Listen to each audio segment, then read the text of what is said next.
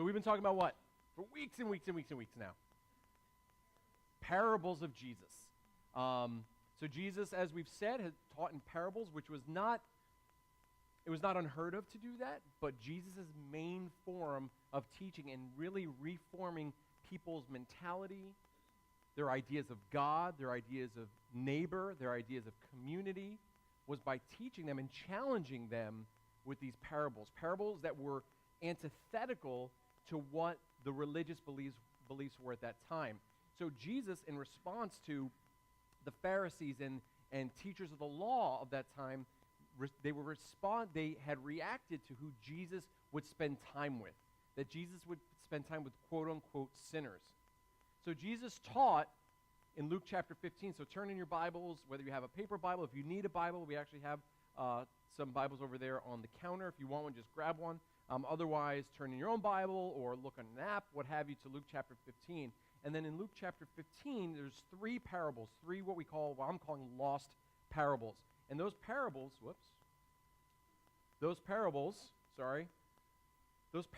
were written, again, in response to the Pharisees responding to Jesus.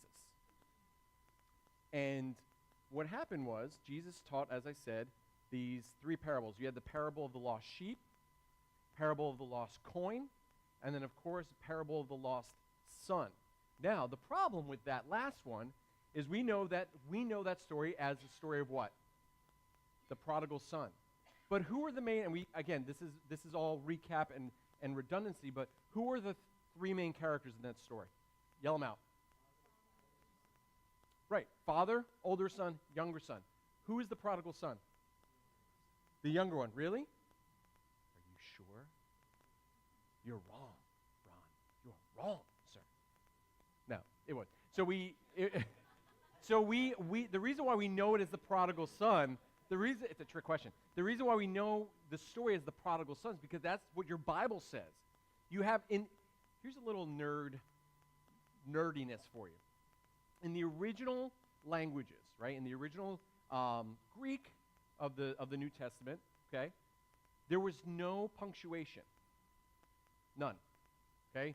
So, for those of you that hate people that have run-on sentences, and if you're one of those people like me, kind of, most often, like on social media, you're like, it's Y-O-U-R, not Y-O-U, Y-O-U apostrophe R-E. All right, how's it go in Friends? Y-O-U-R means your. Kristen. Oh, disappointing me. We hung out with the Abrahams the other night and played French trivia. Kristen is amazing. However, she did lose. You're so ashamed. Like, I feel bad now. Like, look so dejected. I'm sorry. Yeah, nobody knows. Nobody knows really what that is. So anyway, if you're that type of person, sorry, I got us off track. It's my fault. If you're that type of person that does that, you would have hated the original Greek because there's no punctuation. There was also no markers or titles. So when you read your Bible, like the story of the prodigal son, the lost coin, the lost sheep, those were not there. So we've named it the story of the prodigal son. The problem with that is that the prodigal son, the younger son, okay, was not the only one that was lost in that story. And we're going to get to that. I've been teasing that for a while. But the older son was just as lost, if not more lost, than the younger son. The way we were told the story, and we read the story, is that the younger son asked for the father's inheritance, which meant that he was treating his father as good as dead. And then he went and lived a frivolous life, spent it all, and then came to his senses when he was homeless and tempted to eat the same food as the pigs, which was illegal for a Jew at that time. So it was at that point when he hit rock bottom that he realized how bad of a state he was in. Then he comes home, and we'll see this in a moment. He's embraced by his father, but then the older son gets jealous and angry and upset because, like, who are you to do this? Why would you do this? Why would you throw a party for your son? Why would you welcome him back after all that he did? And we'll talk about that. So in Luke chapter 15, verses 23 to 24, this is when the father sees, right after the father sees the son far off, we're going to talk about that verse in a minute, we're going to go back, sees the son far off, says, get a robe for him, get him a ring, which were all pictures of honor. Last week we said that the son wanted all these riches. He wanted all the material stuff when he left. When he came back, he got something more. He got the honor and privilege of being a son. And that's what happens with us. That's what happens with salvation. When Jesus becomes a part of our life, we become a part, we move into a different level of existence and reality because of our relationship with God, but we move into a relationship with God. God always loves us, no matter whether you're following him or not. You are always his. I said this 2 months ago. You are always God's, but God's is not always ours. Right? God always loves you. You are always his child. But he's not always our God. He's not always our Father. Right? There's a distinction there. So the son, the younger son, moves to a place of relationship. And it says this, the father says, get the fatted calf and kill it. And let us eat and celebrate, for the son of mine was dead and is alive again. He was lost and is found. And they began to celebrate. Get the fatted calf. So what is up with this fat baby cow? Veal, exactly. Veal parm, baby. Now, in ancient Israel, many of you may know this if you don't, if you read the Old Testament, you'll get some of this. Animals were typically sacrificed and used as scapegoats. They were sacrificed as a symbolic removal of the people's sin and moving forward. So I want to show you a quick clip here, which is going to set up where we're going. So it's deep. I want you to prepare your hearts. Clearly, I'm being a little facetious here, but it's going to change your life.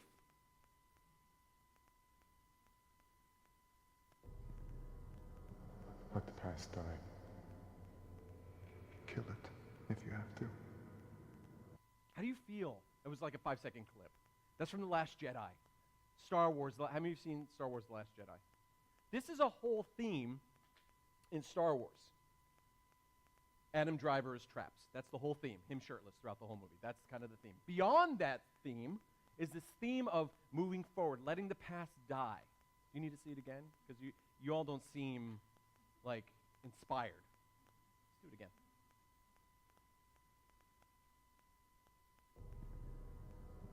Let the past die.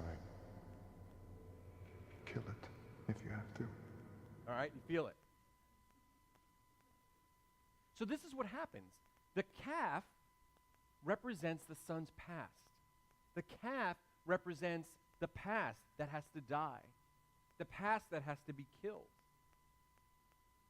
The son's past is dying. And the father in this story is representative of God. It's symbolic of who? I already told you. It's symbolic of God. The father is symbolic of God.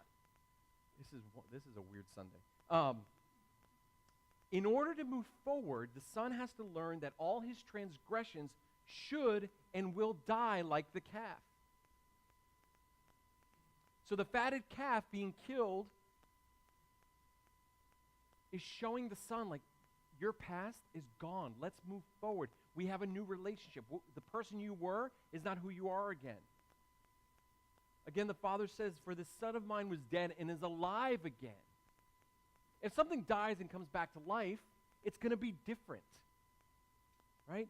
Even Jesus, when he died and was resurrected, there was something different about him. People didn't even recognize him until somehow he mystically revealed himself to people. Secondly, regarding this fat baby cow, scholar Luke Timothy Johnson says this: the fatted calf is literally the grain fed. It means the grain fed, in contrast to the cattle left to graze on the grass. The beast destined for special feasts is stuffed with grain to put on extra weight and tenderness. It is a mark of great esteem to spend this valuable possession for celebration.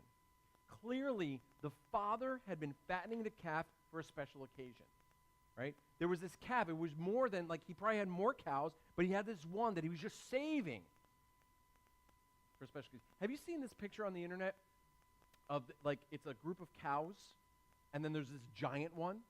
Have you seen that? How many of you have seen that picture? There's this picture on the internet, because everything's true on the internet.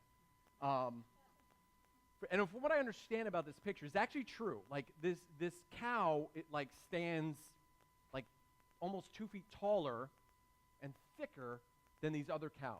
Now, it could be a trick of photography and trick of light, but it's still this enormous cow, right? So you have this one cow amongst all these skinny little cows that was destined for one purpose and one purpose only, for celebration, for a good old barbecue.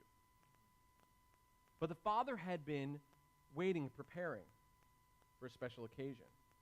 And when we take into consideration verse 20, which states, "But while he was still far off, his father saw him and was filled with compassion," we can surmise that the father had been waiting, not only in hope that his son would return, but in anticipation. So we could use our imagination and make some assumptions here. And remember, this is a parable. This is not necessarily a true story that Jesus is telling. It could be. Maybe it is a true story or was inspired by a true story. But if Jesus is trying to make a point, we could probably assume that this calf that was fatted was being fatted by the father, fattened, not fatted, fattened. Thank you, Kelsey. She snickered back there, and I knew I said something wrong. Fattened by the father for this purpose, for the return of his son. His father was waiting in anticipation. So what does it feel like to know and to think that God is always waiting for you in anticipation? See, there's a hope, right? When we talk about hope, it's like, okay, maybe this could happen, but maybe it won't. But I hope it does, right? Where anticipation is like, okay, I know this is going to happen.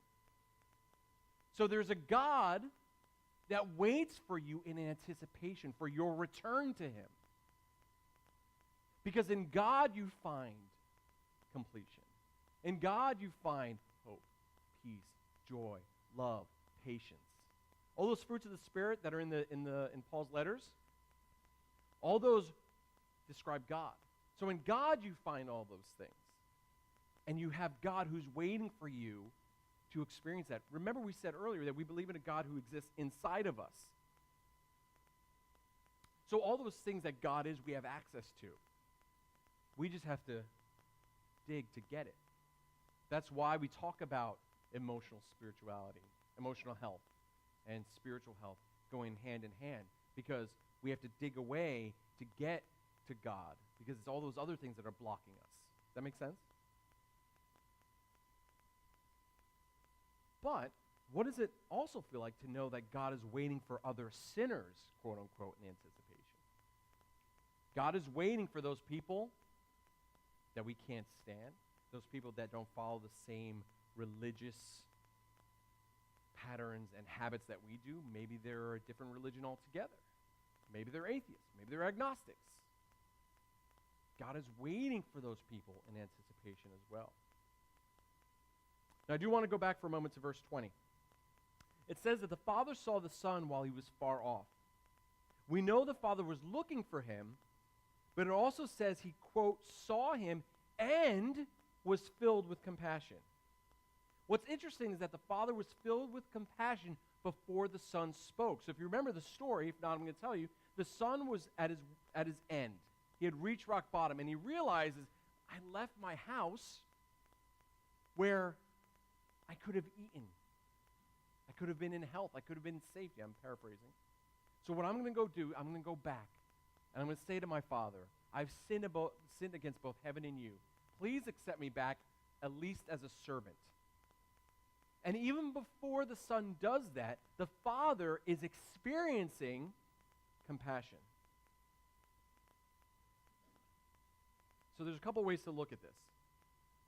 First, there was something about the son's visage that brought the father to compassion. He saw the pain and lostness in the son's eyes and his face. Maybe he was emaciated, broken. And the father saw his brokenness and was filled with compassion. But another way, and a more likely way to look at it, is that the father was already filled with compassion, and then this compassion turns into celebration for the son who was dead. The father was always filled with compassion.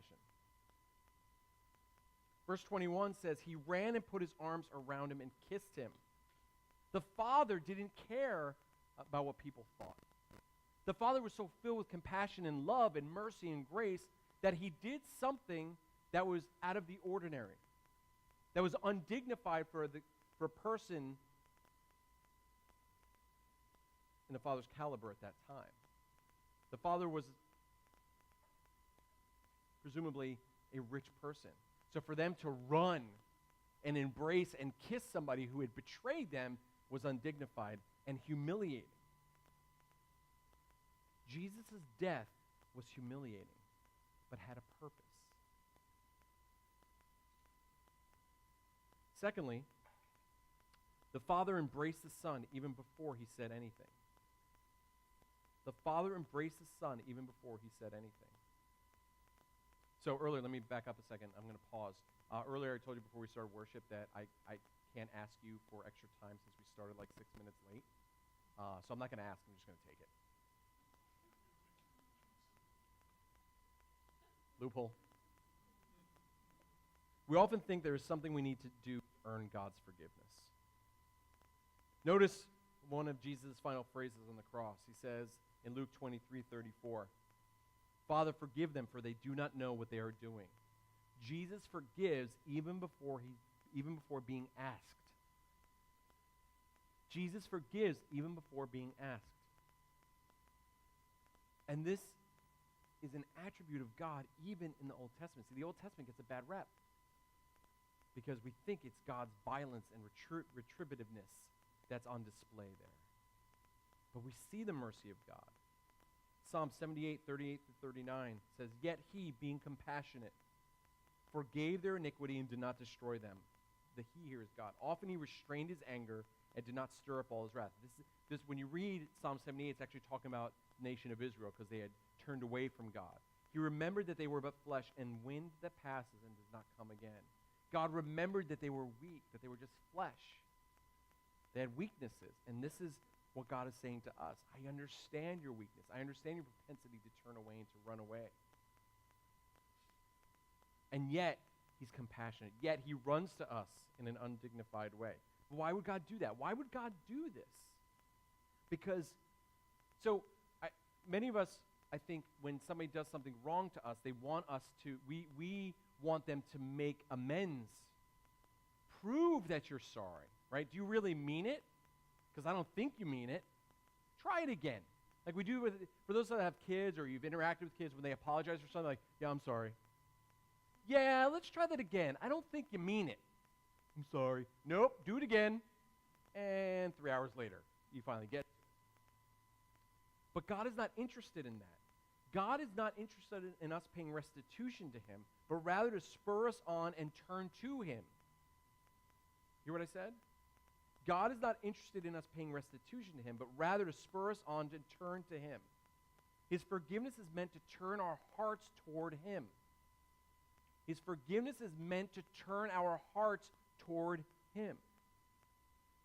As the 5th century theologian Peter Chrysologus says, this was also meant to heal the son. He says this, he fell on his neck and kissed him. This is how the Father judges and corrects his wayward son and gives him not beatings but kisses. Imagine that. Your kid or somebody, a child, a teenager, lets the air out of your tires or slashes your tires or writes on your wall, does something crazy. And instead of, which I will never do this because I'm not God and it just seems silly to me because I'm a bad Christian, instead of correcting that person or punishing them or calling the cops, you hug them. You kiss them. This is what happens with God. The power of love overlooked the transgressions. The Father redeemed the sins of his Son by his kiss and covered them by his embrace in order not to expose the crimes or humiliate the Son. The Father so healed the Son's wounds as to not to leave a scar or blemish upon him. This is crazy. The Father kisses him, heals him in order to heal him. The grace is meant to heal. This is what we see in the Father in this story. That he embraces the Son. He kisses the Son to heal him because correcting him See, the Son is already broken. He's already been punished. He's punished himself. And there's nothing more that the Father can do because it's just going to break him further, and the Father knows that, and God knows that. There's an interesting note to this verse. We're going to get nerdy again real quick. It's possible that this was a later addition to the story. This idea, the verse about Jesus asking for forgiveness. Sorry, out of context there. Going back to Jesus saying, forgive them for they know not what they do. It's possible that this was a later addition to the crucifixion story. Okay, I just want you to kind of file this. For those of you that don't know this, the Gospels were actually written about a generation after the events of Jesus. Okay, so you had Paul's letters, which are the earliest Christian writings. Okay, then you have the Gospels that tell the story of Jesus' ministry. And Jesus saying, forgive them for they know not what they do, could have been a later addition to that gospel narrative. So what? Why am I telling you this? Because this tells me that this idea of being forgiven without asking for forgiveness was of value even in the early church. Forgiving without asking. How many of you have forgiven somebody before they even ask you? Oh, you guys are really? Wow. Once again, making me feel like a terrible Christian. Sometimes I do it. I don't think I do it often enough. But I think we've lost that. We do that because we feel like, why should I forgive that person? They haven't even asked. They haven't humbled themselves. Because forgiveness is the hardest thing that's expected of a Christian or of a person. Forgiveness is tough, but more so unrequested forgiveness. So why do we even forgive? Why should we forgive when it's unrequested? Because it removes your shackles. Because when you forgive somebody before they even ask, you're removing, it's about you and being free of that person. It's not easy. I'm not saying it's easy. It is the hardest thing that's asked of us. But in order to be free, we have to forgive. And the Father forgiving the Son, I think, removed that burden of his. So, in conclusion, we see in the story of the younger son that no matter how detestable our behavior, there is a God who is ready, waiting, and willing to move us forward. We need not make restitution with him. Because that's not who God is. We don't have to make restitution. He removes our blemishes and heals us no matter what. This was our verse this morning. Psalm 103:12 says, as far as the east is from the west, so far he removes our transgressions from us. And finally, 2 Chronicles 7:14 says, if my people who are called by my name humble themselves, pray, seek my face, and turn from their wicked ways, then I will hear from heaven and will forgive their sin and heal their